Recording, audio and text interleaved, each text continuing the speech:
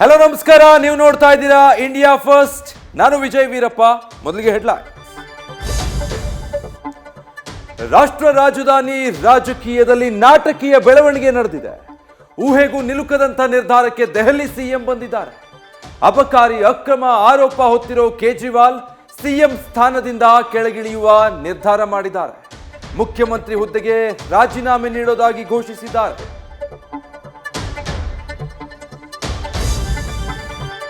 ಪ್ರಜಾಪ್ರಭುತ್ವ ದಿನಾಚರಣೆ ಕಾರ್ಯಕ್ರಮದಲ್ಲಿ ಸೆಕ್ಯೂರಿಟಿ ಲ್ಯಾಪ್ಸ್ ಆಗಿದೆ.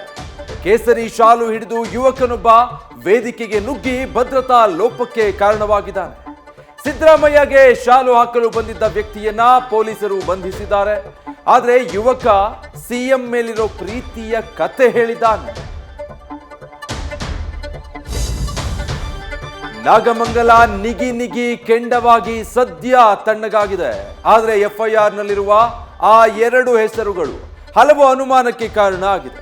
ಗಣೇಶನ ಗಲಾಟೆ ಹಿಂದೆ ಕೇರಳದ ಲಿಂಕ್ ಇದೆಯಾ ಎಂಬ ಶಂಕೆ ಮೂಡಿದೆ.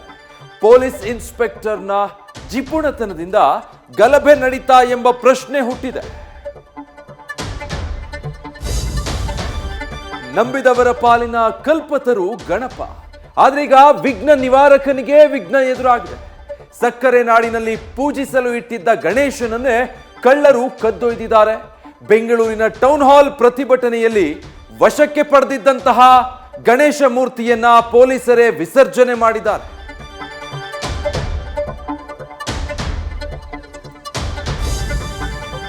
ಒಬ್ಬ ವ್ಯಕ್ತಿಯನ್ನ ಕೊಂದಿರೋ ಕಳಂಕದಲ್ಲಿ ದಾಸ ಜೈಲು ಸೇರಿದ್ದಾನೆ. ಇಷ್ಟಾದ್ರೂ ದರ್ಶನ್ಗೆ ಬುದ್ಧಿ ಬಂದಿಲ್ಲ.